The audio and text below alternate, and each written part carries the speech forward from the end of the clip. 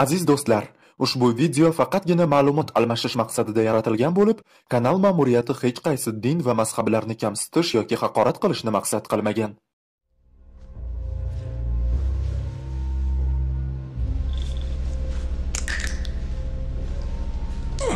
Taxminan 3000 yil oldin Shumer xalqlari orasida bir afsona yurardi. Pazuzu nomi bilan tanilgan mavjudotlar haqidagi afsona. Shumerlar Pazuzu tanasi qora tanli bir maxluq ekaniga ishonishgan. Ya'ni ular ushbu jonzotni odam tanasi va itning bosh qismidan iborat deb o'ylashgan. Ular ushbu jonzotlarni pastki dunyoda yashaydi deb hisoblaganlar. Umuman olganda, bu boshqa dinlardan ko'chirilgan afsonalardan yana biri. Ammo Utukku mavjudotlari haqidagi boshqa afsonaga ishongan Bobilliklar deb nomlangan yana bir xalq bor edi. Bobilliklar Utukku qabristonlarda va iflos joylarda yashaydi deb o'ylaganlar. Qadimgi Palmira shahrida odamlar ham o'zlarining mifologiyasiga ega bo'lib, ular Janaya deb nomlangan mavjudotlarga ishonganlar. Janaya so'zi geniy yasama so'zidan kelib chiqqan deb tushuniladi. Bu qadimgi Rim mifologiyasiga tegishli mavjudotlardir. Pomir aholisi Janaya cho'lda yashagan va odamlarga aylana olgan deb hisoblashgan. Janaya so'zidan jin so'zi paydo bo'ldi. Bu 1000 yil oldin Arab yarimorolidagi arablar va badaviylar ishongan afsonaviy mavjudotni anglatardi. Islom paydo bo'lishidan ancha oldin arablar va badaviylar jinlar qabristonlarda, tog'larda va cho'llarda yashaydilar va ko'rinmas bo'lsalar ham ular inson qiyofasini olishga qodir. Ba'zan esa qora tanli hayvonlar shaklida paydo bo'ladi deb o'ylashgan. Bir soniyaga bo'lsa ham tafakkur qiling, nega odamlar jinlarni ayni hammom, hojatxona va iflos joylarda yashaydi deb o'ylashadi? Nima uchun? Aytmoqchimanki, nima uchun u shunday bo'lishi kerak?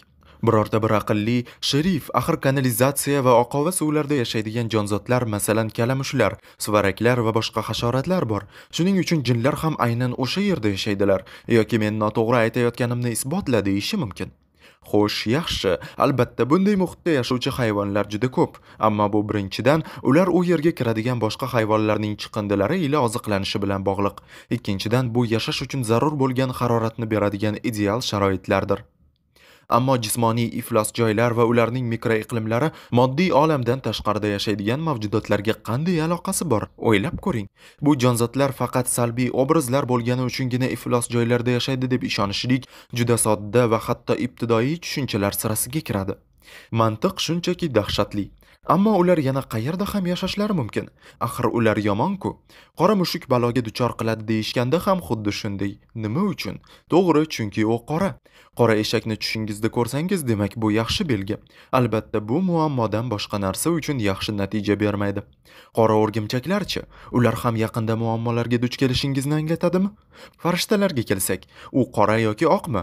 Oqmi? Juda soz. Dunyoni ranglar bo'yicha baholaydigan odamlar aynan shunday o'ylashadi. Bunday odamlarning ongi naqadar ibtidoiy bo'lishi mumkinligi haqida hech o'ylab ko'rganmisiz? Va keyin siz bir marta bo'lsa ham biznikilardan tashqari, misol uchun Finlandiya, Kanada yoki Koreyadagi hammomdagi odamlar yerga yiqilib, ichlariga jin kirib oldi deb baqirganliklarini eshitganmisiz?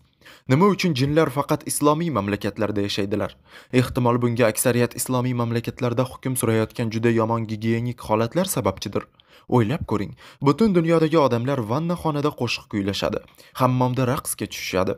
Eng yomon holatda, hatto tungi soat 3larda uyga kelib, klubda juda mast bo'lib, hammomga tushib qolishganda ham ular o'zlarini bu kabi tutishmaydi va ertasiga xotirjam uyg'ongan holda tinchgina nonushta bo'tqasini choy va sut bilan ichishadi. Va qandaydir sabablarga ko'ra jin ularning ichiga kirib olmaydi. Ammo kimdir, xudo saqlasin, hammomda yoki hojatxonada yiqilib tushsa, biz darhol buni jin qildi degan hayqiriqlarga guvoh bo'lamiz. Bundan tashqari, siz qora afsun amaliyotini kim ixtiro qilganini, sehr, fitna, shaytonlarni, jinlarni, ruhlarni va boshqa mifologiyalarni kimlar o'ylab topganliklari haqida hech o'ylab ko'rganmisiz?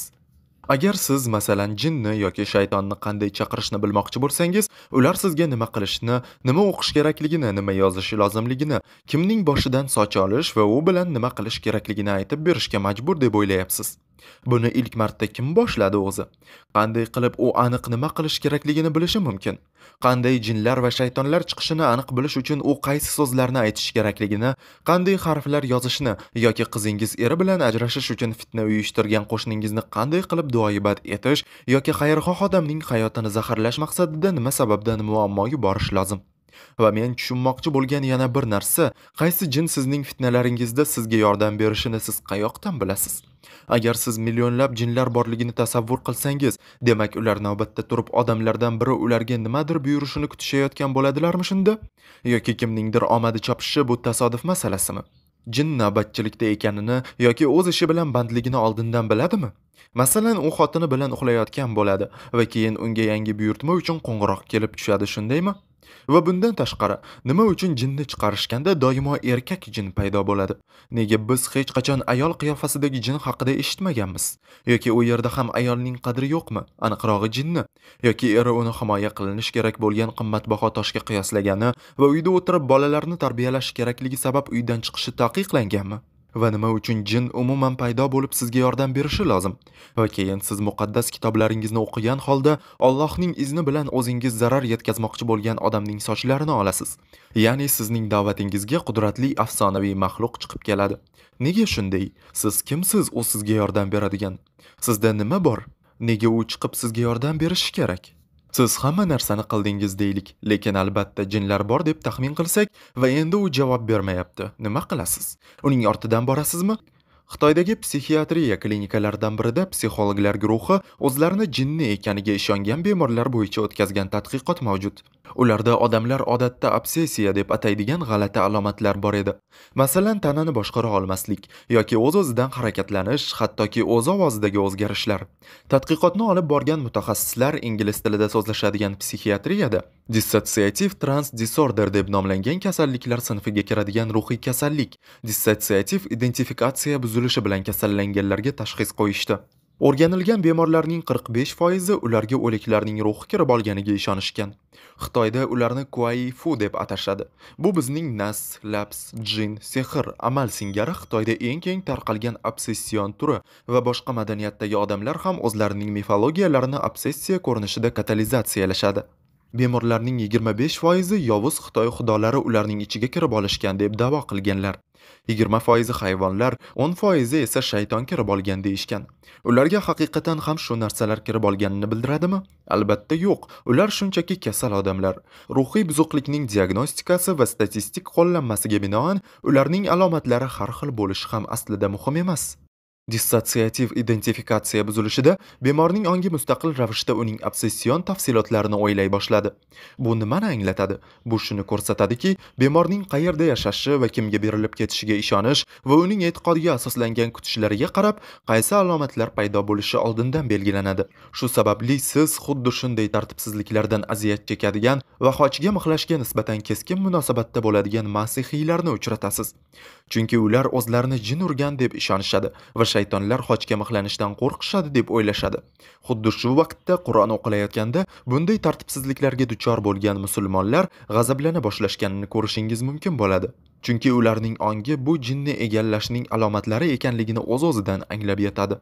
Bunday buzilishlarning paydo bo'lishining sababi bu hayot davomida olingan psixikaning travmatik tajribasi bilan ko'paytirilgan insonning e'tiqodidir. Haqiqat bilan bog'liq bo'lgan hissiyotni yo'qotishlik ongning buzilishiga olib keladi. Shuning uchun, masalan, siz bu kabi aqldan ozgan 2 yoshdan 4 yoshgacha bo'lgan bolalarni hech qayerda uchratmaysiz. Nima uchun deb o'ylaysiz? Chunki bunday erta yoshdagi bolalar bu ertaklarning hammasi haqida hali tushuncha hosil qilmagan bo'ladi. Ularning dunyoviy kartinasi hali to'liq shakllanmagan. Ruhiyat uchun zararli bo'lgan tajriba to'planmagan bo'ladi. Bu ularni haqiqatni shu tarzda identifikatsiyalashga majburlaydi. Ularda dissotsiatsiya buzilishi bo'lishi mumkin, ammo vaqtinchalik xotirani yo'qotish, konsentratsiya bilan bog'liq muammolar yoki hatto soqchilik kabi birlamchi alomatlar paydo bo'ladi. Qanday bo'lmasin, bu odamlarning yoshi katta bo'lganida, masalan, ovozi o'zgarganda yoki ular boshqalarga o'xshab gapira boshlaganda obsessionga o'xshamaydi. Sizga bu kasallik ekanligini yanada aniqroq ko'rsatish maqsadida, masalan, Xudo borligiga ishonadigan buddistni olamiz va unga muqaddas suvni sepamiz. Sizningcha bu unga ta'sir qiladimi? Menimcha yo'q. Ammo biz e'tiqodli masihiyni olib unga xuddi shu muqaddas suvni sepsak, u hushidan ketadi. Chunki uning aqli uni egallagan jin muqaddas suvdan nafratlanishiga ishonadi. Agar biz uni yovuz ruh egallaganiga ishonadigan xitoylikni olsak va unga Qur'on o'qishni boshlasak, hech narsa bo'lmaydi. Agar biz musulmon ayolni olib, u yerdagi biron bir musofirni unga Qur'onni o'z tilida shunday ovozda va intonatsiyada o'qishni taklif qilsak, ular oddiy kitobni o'qiyotganda va bu Qur'on ekanligini bilmasligi uchun, unda ham menga ishonishingiz mumkin, hech narsa o'zgarmaydi.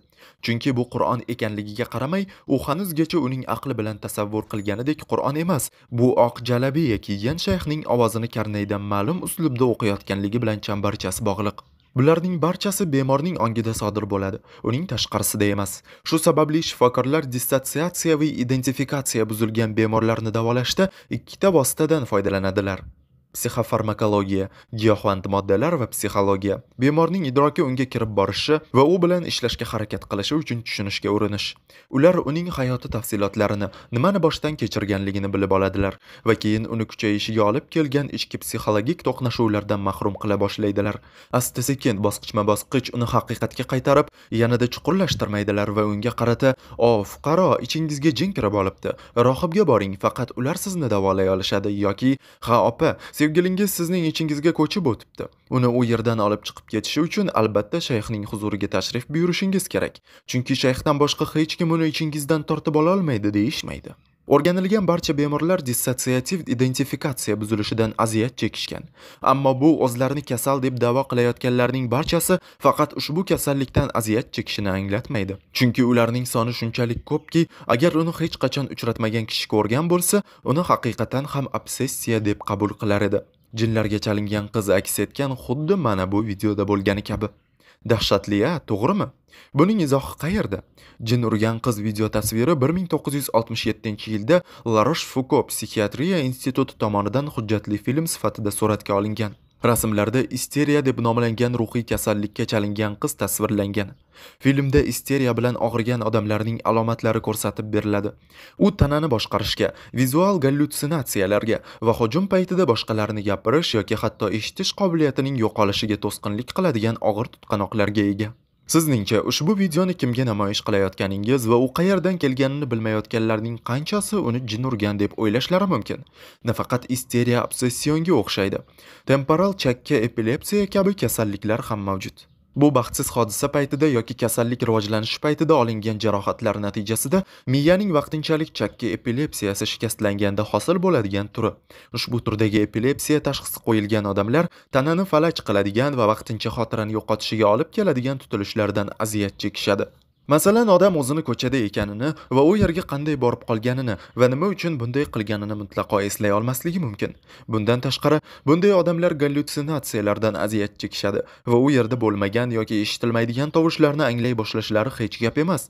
Shuningdek, odam obyektlardan yoki kult vakillaridan qo'rqishni boshdan kechirganda ierofobiya kabi og'ish yuzaga keladi. Cherkovlar, ruhoniylar, shayxlar yoki xochga mixlash kabi darajada ular bunday joylarga yoki odamlarga yaqinlashganda yoki eshitganda hushidan ketishlari mumkin. Odamlar bunday qo'rquvni qayerdan olishadi? Buning ikki sababi mavjud. Birinchisi nevrologiya, ya'ni ularning miyasi. Ikkinchisi psixologiya. Bu odamlar har qanday travmatizmga duch kelganda, ayniqsa bolaligida boshdan kechirganlarida yuz beradi. Masalan, odam kult vakillaridan qo'rqib ketgan bo'lishi mumkin, chunki bolaligida u ruhoniy bilan salbiy munosabatda bo'lgan. Masalan, agar qiz bola 16 yoshida namozni vaqtida o'qimagani uchun otasi tomonidan kaltaklangan bo'lsa, unda azonni eshitganda yoki Qur'on eshitilganda dahshatli barqaror refleks paydo bo'lishi mumkin. Shu bilan birga u endi buni eslamasligi va shuning uchun bu haqda bilmasligi ham mumkin. Siz kuzatishingiz mumkin bo'lgan bu shaytonlik yoki xayolparastlarning hikoyalari klinik holatlardir. Televizorda ko'rayotganlarning barchasi ruhiy kasallikka chalingan odamlar. Siz esa nima qilyapsiz? Butun oilangiz bilan o'tirib aslida kasalxonada yotish kerak bo'lgan odamlarni tomosha qilish uchun soatlab vaqt sarflayapsiz va shu tariqa fikrlarni yig'ish va reklama namoyish qilish obyektiga aylanib qolyapsiz. Siz ko'rgan bu g'alati narsalar xoh xitoylik rohib yoki ruhoniy yoki shayxni ko'rib hushidan ketayotganlar yoki qichqirganlar yoki Vietnam madhiyalarini yoki xristianlarning duolarini yoki Qur'on oyatlarini o'qiyotganda baqirganlarni, jinlar yoki yovuz xudolar borligiga ishonganlar, ruhlar bularning bari istisnosiz bemorlardir. Siz atrofingizdagi har qanday odam jinni qanday qilib unga egalik qilgani haqida g'iybat qilayotganini tez-tez eshitasiz. Ammo shizofreniya va epilepsiya, ko'p kishilik buzilishi yoki boshqa biron bir ruhiy kasallik bilan og'rigan odamni hech qachon eshitmaysiz. Nima uchun? Biz ular bilan kasal bo'lib qolmaymizmi? Ular kasal, ammo bizning dardimiz shundaki, biz jaholat hukmronlik qilayotgan rivojlanmagan mamlakatlarda yashayapmiz. Mamlakatimizda ruhiy kasallik obsessiya bilan yanglishadi va afsonalar bilan aralashadi. Obsessiya haqida tez-tez eshitasiz, chunki bunday tushuncha barcha madaniyatlarda mavjud va shu bilan birga har biri bu hodisaga o'z talqinini beradi va ularning har birida bunday holatlar uchun o'z sehrgarlari va ruhoniylari bor. Agar siz Yaponiyaga borsangiz, ularning maxsus madhiyalarni aytib yovuz xudolarni haydashga ixtisoslashgan o'zlarining shaxsiy ruhoniylari borligini bilib olasiz. Agar siz Tailandga ko'chib ketsangiz, unda ko'tarilgan piyoladagi guruch va tayoqchalar bilan birga o'qiladigan turli xil sehrlardan foydalanib, xudolarga emas, balki ruhlarga berilib ketishni davolashda ishtirok etadigan har xil ruhoniylar borligini bilib olasiz. Agar siz nasroniylarning oldiga kelsangiz, ularda xudolarni yoki ruhlarni emas, balki jinlarni quvib chiqarish bilan shug'ullanadigan butunlay boshqa ruhoniylar borligini ko'rasiz. Ular bemorni boshqa sehrlar bilan xochga mixlab, tizzalariga qo'yib, unga muqaddas bitik va muqaddas suv sepishadi. Va agar siz musulmonlar huzuriga boradigan bo'lsangiz, u yerda ruhlarni yoki xudolarni emas, balki jinlarni haydab chiqarish bilan shug'ullanadigan, Qur'on o'qish va ularning suvlarini bemorga sepish kabi butunlay boshqacha manipulyatsiyalarni burab qo'yadigan mutaxassislarni topasiz. Har bir usta o'z yondashuviga ega. Ba'zi odamlar o'z bemorlarini kaltaklashni afzal ko'rishadi. Boshqalari o'z bemorlariga o'tirishadi yoki ikkalasini ham birdaniga qo'llash mumkin. Kimdir jinlar bilan aloqa o'rnatib, ularning ismi va diniga oid savollar bilan bezovta qiladi. Albatta, endi siz butun umr davomida tarmoq orqali eshitgan voqealaringizni eslay boshlaysiz. Quyidagi voqeani eslashingiz aniq, ya'ni bir ruhoniyning 40 yil davomida homilador bo'la olmasdan, keyin ma'lum bir ruhoniyning oldiga borib, bir necha kunduzda homilador bo'lgan ayol haqida aytgan gaplarni, yoki shayx bir erkakning ichidan jinni surgun qilish paytida jin u odam haqida aytgan voqeani, ba'zi shaxsiy ma'lumotlarni, faqat shayx bilishi mumkin bo'lgan voqeani esga oling, yoki dafn paytida marhumning Qur'on o'qiganini eshitgan ruhoniy voqeasini. Bizda, ya'ni arab dunyosida aylanib yuradigan bunday hikoyalar son sanoqsiz. Ularning 95% shunchaki yolg'ondir. Ular hech qachon bo'lmagan va ularning ostida shunchaki ishonishdan boshqa dalil ham yo'q. Va bu shayx yoki ruhoniy shunchaki alday olmaydi degan ibora bilan barobar. Qolgan 5% chindan ham sodir bo'lgan, ammo odamlar savodi past bo'lgani bois ilmiy tomondan bunga aqllari yetmaydi. Agar men televizorda muhokama qilinadigan g'ayritabiiy hodisalar haqidagi barcha mashhur voqealarni fosh qilish uchun o'tirsam, men barchani qismlarga ajratish va bu soxtalashtirish ekanligini sizga ko'rsatish uchun 1 yil menga yetarli bo'lmaydi. Shunda biz shayxlar, ruhoniylar va boshqa rahbarlar tomonidan tarqatilgan jaholat, yolg'on va firibgarliklar ustidan odamlarni boshqarish va ularning iymonlarini mustahkamlash uchun hayot turmush tarzini yaxshi tomonga o'zgartirishi mumkin degan tamoyil asosida qoqilamiz. Agar yolg'on haqiqatidan kelib chiqsak, chunki dindorlarning iymonini mustahkamlash kabi yaxshi maqsadlarni ta'qib qilsa, dinning foydasi uchun joizdir va bundan tashqari bu firibgarlik va yolg'onlarning tarqalishini to'xtatadigan va kasallarni bu odamlarning johilligidan himoya qiladigan qonun yo'q. Ammo menimcha, bugun siz ushbu ma'lumotlarni bilganingizdan so'ng hech qanday jinlar, goblinlar, sehrlar va sirli kitoblar yo'qligiga amin bo'lasiz. Bularning barchasi xurofot. Agar ular rost bo'lganida, dunyo biz yashayotgan dunyoga o'xshamagan bo'lardi. Bunga ishonadigan va g'ayritabiiy narsalarga qodir ekanliklarini da'vo qiladigan odamlar qandaydir tarzda samaraliroq harakat qilishsa maqsadga muvofiq bo'lardi. Jinlarni quvib chiqarish uchun g'ayritabiiy kuchlardan foydalanadigan shayxlar o'zlariga yoqmagan siyosatchilar bilan muomala qilishda ancha samaraliroq bo'lar edilar va o'z bilimlarini ming yillardan buyon orzu qilgan islom davlatini barpo etish uchun ishlatadilar. Yoki siz, "Sherif, axir sehr jodu bu harom-ku" deb aytasiz. Agar siz bunday odamlarni topsangiz edi, ularning o'rniga bir necha $100 evaziga odamlarni avrash orqali firib yo'li bilan shug'ullanish o'rniga vakolatli idoralarda terrorchilarni qo'lga olish ishlarida ishtirok etishlari yaxshi bo'lar edi. $2 million miqdoridagi mablag' evaziga albatta.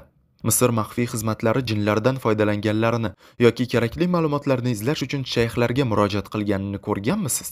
Ular sehrgarlikka ixtisoslashgan davlat xavfsizligi jin departamenti deb nomlangan alohida idora tuzishlari mumkin edi. Yoki siz Misr, Amerika, Rossiya, Buyuk Britaniya, Isroil yoki Xitoy razvedkalarida ma'lum fizika qonunlariga bo'ysunmaydigan asboblar haqida ma'lumot yo'q va faqat ruhoniylar bilan shayxlar ularga ega chiqish huquqiga ega deb o'ylaysizmi? Bugun aytgan gaplarimni yaxshilab o'ylab ko'ring. Ushbu xurofotlarning barchasi odatda oddiy odamlar o'zlarining hayoti ustidan nazoratni his qilishlari va bu ular tushunadigan tarzda tartibga solinganiga ishonishlari muhim bo'lgani uchungina shunday sanaladi. Va buning isboti sifatida odamlar bularning barchasiga qoida tariqasida zaif paytlarda yoki o'zgalarga muhtojligini his qilganda ishonadilar. Agar siz masalan farzand ko'rishga qodir bo'lmasangiz yoki siz bu haqda o'nlab yillar davomida orzu qilgan bo'lsangiz, shayx imkonsiz narsani qiladi degan umidda uning oldiga borasiz. Agar qiz noma'lum kasallikka duchor bo'lsa va uning ota-onasi kambag'al bo'la turib uni chet elda davolash yoki xususiy klinikaga joylashtirish imkoniyati bo'lmasa, ular uni 2 shisha bilan atirgul suvidan davolaydigan shayxga murojaat qilishadi. Bir osh qoshiq qora zira yog'i va bir qoshiq asal va bo'ldi. Sizning aziz o'g'lingiz bir necha oy oldin yo'qolgan va ushbu vaziyatda politsiya ojiz. Shunda siz o'g'lingiz topilishi mumkinligiga umid qilish uchungina shayxga borasiz. Umidsizlik odam unga umid yoki hayot mazmunini berishi mumkin bo'lgan hamma narsani mahkam yopishadi. Endi shu manzarani bir tasavvur qilinga, As-Sisi shayxga Sinay yarim orolidagi jangarilar qayerdaligini bilib berishi uchun uning huzuriga borsa-ya, siz uchun bu kulgili, shunday emasmi? Nima uchun kulgili? Chunki bunday bo'lishi mumkin emas. Haqiqiy hayot haqida gap ketganda, bularning barchasi shunchaki afsona sifatida tan olinadi.